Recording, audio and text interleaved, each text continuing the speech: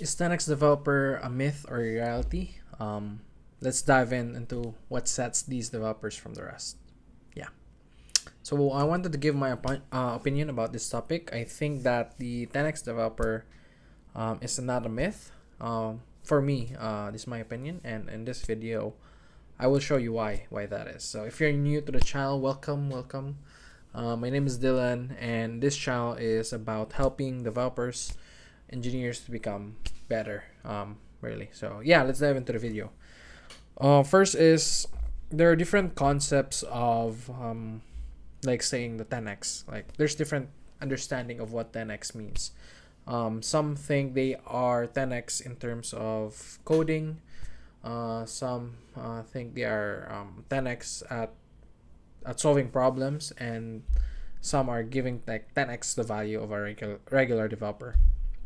So there are two 10x developer I would like as an example to give you guys an example. The first 10x is let's call him John.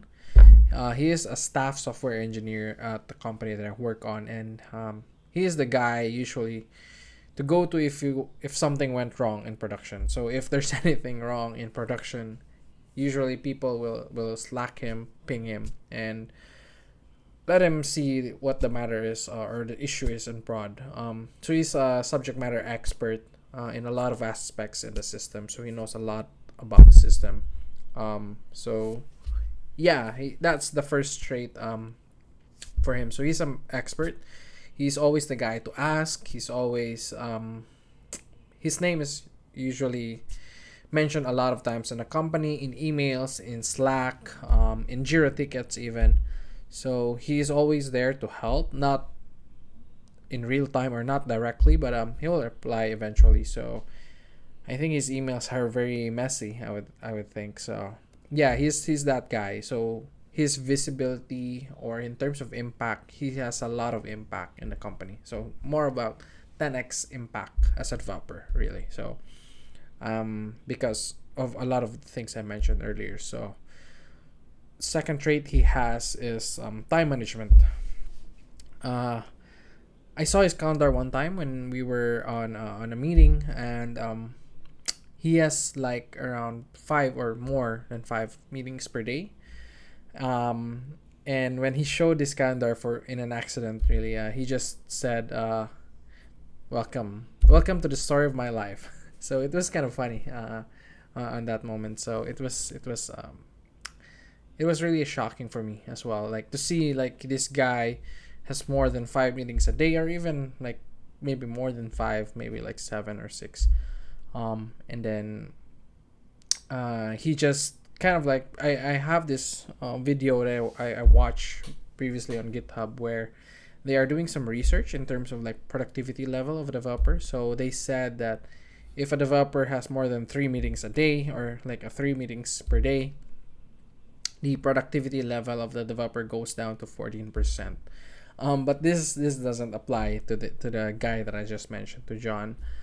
So even though he has 5 meetings a day, he could still pull up like 4 different PRs every day, 3 different PRs per day.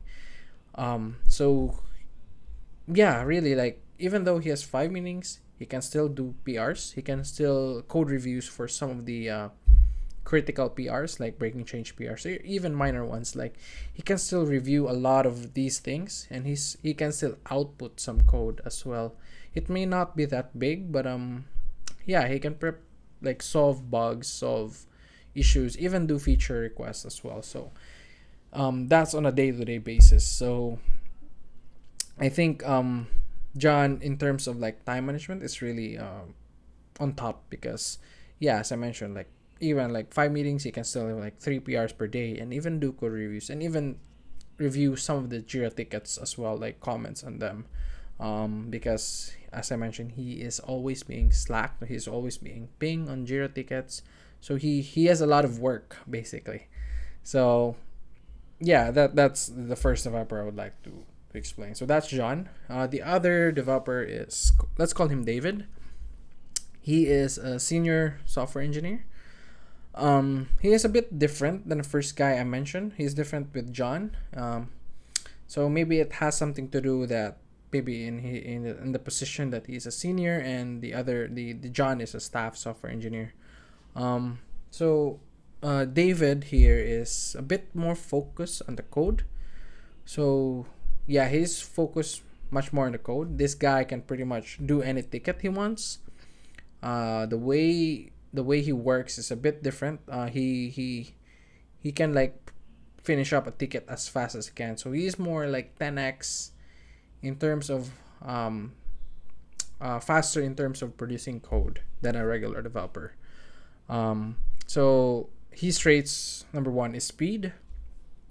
So in terms of outputs, so output means like releasing features, fixing bugs, doing difficult tickets tasks. So like tasks that involves like very complex or very different moving parts of the system. So he likes to work on those different problems. So yeah, in terms of 10x, like these guys are very different from David and John. Um, so yeah, those are what 10x developer looks like to me, and they're not a myth really. So they're basically true in my experience, and yeah, so these guys exist really. So yeah, give me your thoughts on this and comment down below if you have anything in this topic. Also smash that like button to help me in the algorithm, and if you like this content, please hit the subscribe button if you haven't subscribed to the channel yet. And thank you, and see you in the next video. Cheers.